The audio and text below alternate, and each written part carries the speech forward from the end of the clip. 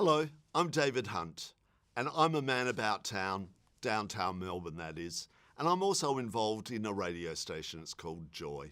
Hello, I'm Tim Lennox, otherwise known as Robert Lennox Suggett, which is my real name.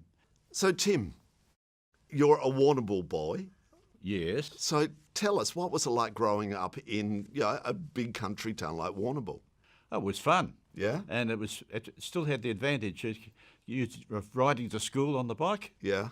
And in fact, when I started, my sister, 2 years younger than me, she was in a wheelchair because she was born with cerebral palsy. Uh-huh. So I used to do a lot of walking and wheeling my sister, Oh, lovely. who's 2 years younger, to school. Now, your father was a pharmacist, the local pharmacist, yes. which Well, was a one of them. very prestigious profession in those days. Yes, you wore a suit. You wore a suit, and in society, because like Warrnambool is Fletcher Jones, and you're actually Uncle really, Fletcher. yeah, and you called him Uncle Fletcher. That's right. So a family friend. So good times were had in a town like Warrnambool.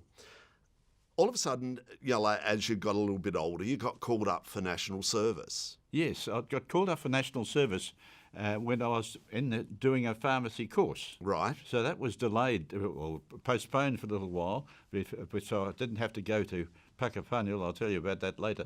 But really speaking, I was an apprentice pharmacist. Right, okay. It's a 4-year course. Now, what was national service like? Did you enjoy it or did you hate it? Oh, no, it was a learning experience for me. Yeah. And it was so very different from what I'd been used to. I had to do 98 days Right. at Pucka Yep. in the army, and so I decided to take some photographs. I was keen on photography, and so I took along these photographs.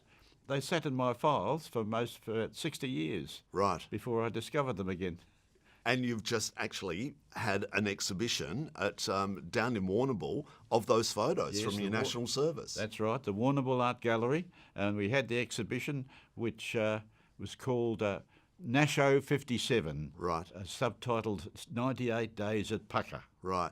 And the photos are amazing.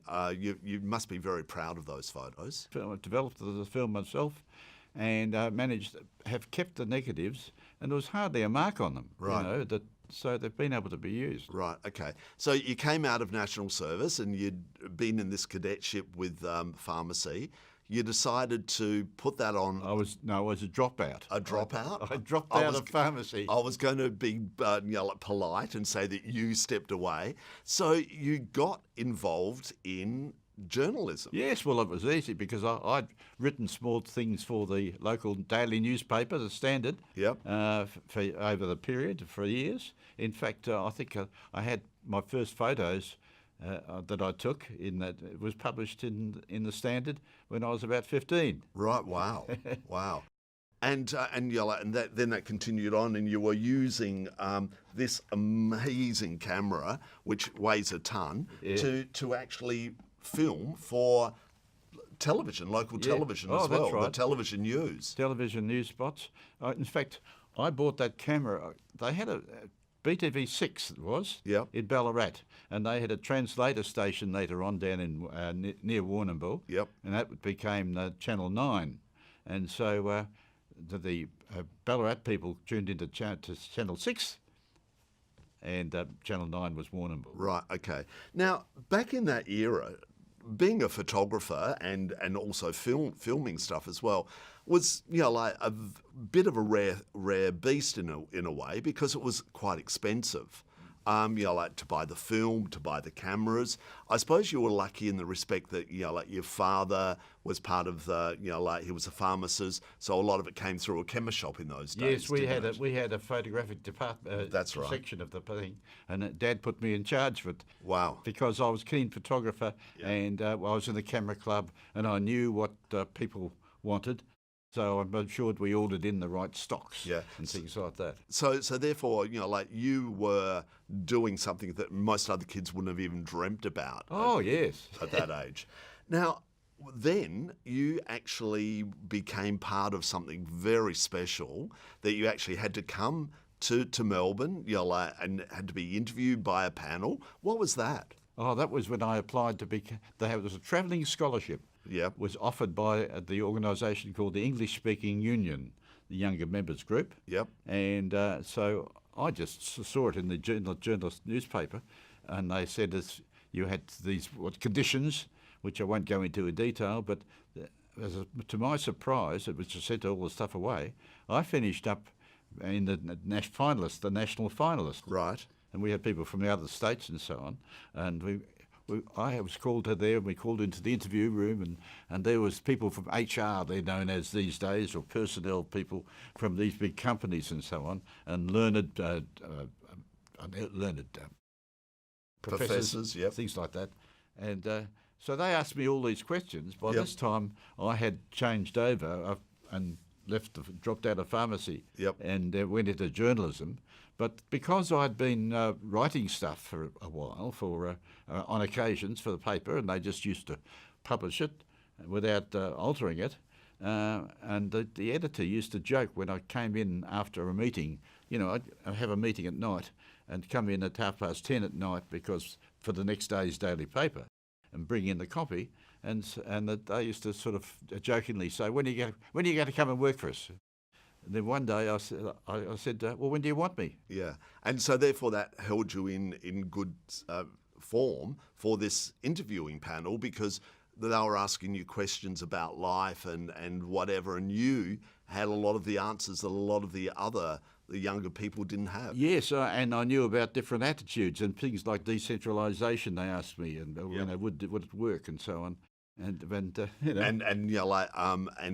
cattle, and because you're from a country town. And oh yes, the dairy industry. Yep. And all that sort of stuff. And I was a sub-editor on the paper sometimes at the paper, doing subs do the copy, Yeah. and writing headlines and things.